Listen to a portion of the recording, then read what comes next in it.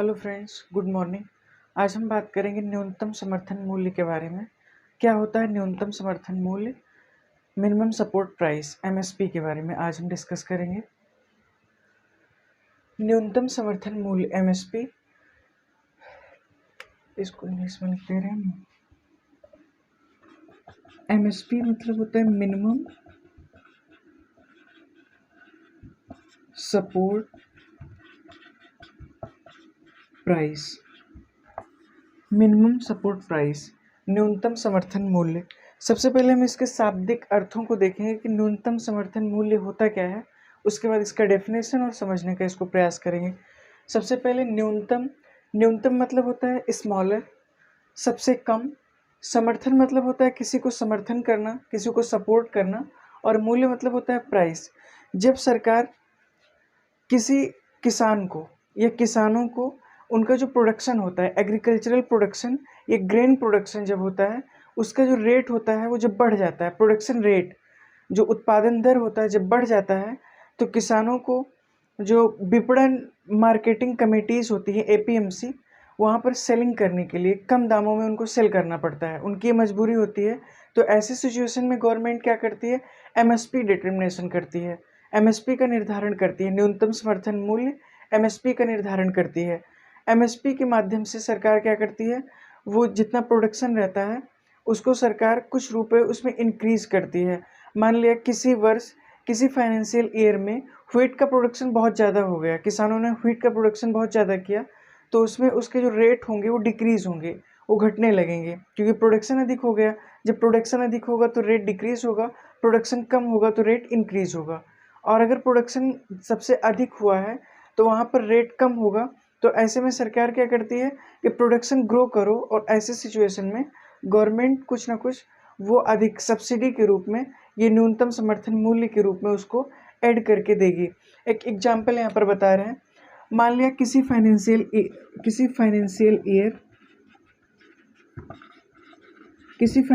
Year में wheat का जो प्रोडक्शन है, व्हीट प्रोडक्शन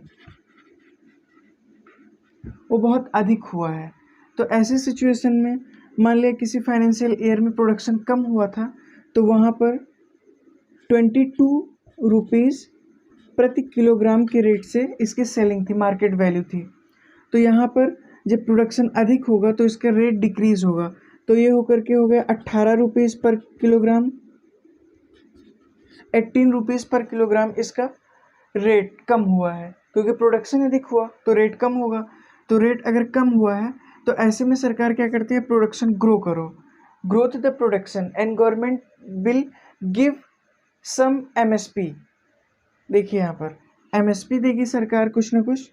तो यहाँ पर 18, अभी 4 रुपये जो डिक्रीज था इसका रेट इंक्रीज हुआ था, क्योंकि यहाँ पर प्रोडक्शन कम था। अब यहाँ पर प्रोडक्शन अधिक हुआ है, इसीलिए रेट इसमें कम हुआ है। तो गवर्नमेंट क्या करती है कि हम घाटा नहीं होने देंगे, क्योंकि किसी वर्ष अगर बहुत ज़्यादा प्रोडक्शन हो गया तो उसका जो कॉस्ट प्राइस है, एग्रीकल्चरल कॉस्ट प्राइस, ग्रेन को प्रोडक्शन करने में जितने पैसे लगे हैं किसानों का, वो भी निकलना जब मुश्किल हो जाता है, तो सरकार क्या करती है कि प्रोडक्शन ग्रो करो और आपका हम घाटा नहीं लगने देंगे। तो ऐसी सिचुएशन में गवर्नमेंट निर्धारित करती है मिनिमम सपोर्ट प्राइस का। तो गवर्नमेंट क्या करेगी? इसमें प्लस 2 रुपीज़ इंक्रीज कर देगी, बढ़ा देगी। 18 का कितना हो गया? 20। तो इसमें फार्मर्स को किसी भी प्रकार की कोई असुविधा नहीं होगी और उनका घाटा भी नहीं होगा। ऐसे सिचुएशन को कहते हैं न्यूनतम समर्थन मूल्य। यहाँ पर दिया गया है इसका, फसल बुआई से ठीक पहले सरकार एमएसपी की घोषणा कर किसानों को आश्वस्त करती है कि वे निर्बाध रूप से उत्पादन जारी रखें।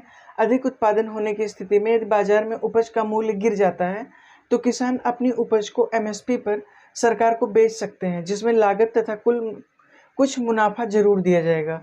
24 मुख्य फसलों के लिए एमएसपी प्लस गन्ने के लिए एफआरपी।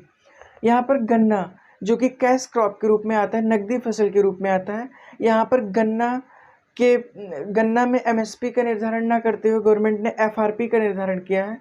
बाकी भारत की जो 24 खाद्यान्न फसलें हैं उसके लिए मिनिमम सपोर्ट प्राइस की घोषणा गवर्नमेंट ने की है। गवर्नमेंट ने कहा है कि प्रोडक्शन अगर अधिक हो जाता है, प्रोडक्शन अगर अधिक हो जाता है ग्रेन का, तो ऐसी सिचुएशन में वो कुछ ना कुछ अधिक मुनाफा भी देगी, और प्लस जो पैसे खर्च किए गए हैं प्रोडक्शन के लिए वो उसका कम से कम, अधिक से अधिक या कम से कम मूल्य निर्धारित करने के लिए गवर्नमेंट उसमें आश्वस्त रहेगी। एफआरपी का फुल फॉर्म क्या होता है? Fair remunerative price.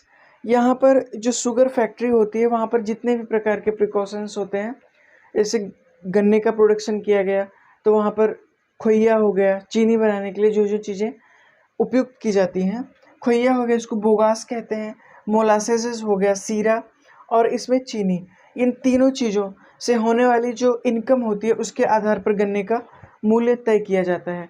इसीलिए यहाँ पर न्यूनतम समर्थन मूल्य ना दे करके सरकार यहाँ पर एफआरपी निर्धारित करती है, क्योंकि यहाँ पर तीन चीज़ों का कॉस्ट एंड प्राइस इंक्लूड रहता है। एक हो गया सीरा, एक हो गया बोगास जो खोइया होती है, और एक चीनी, तीनों का निकाल करके तब यहाँ पर एफआरपी सरकार निर्धारित करती है। आशा करते हैं हमने जो भी पढ़ा है अभी एफआरपी के बारे में, एमएसपी के बारे में, वो समझ में आया होगा। इसमें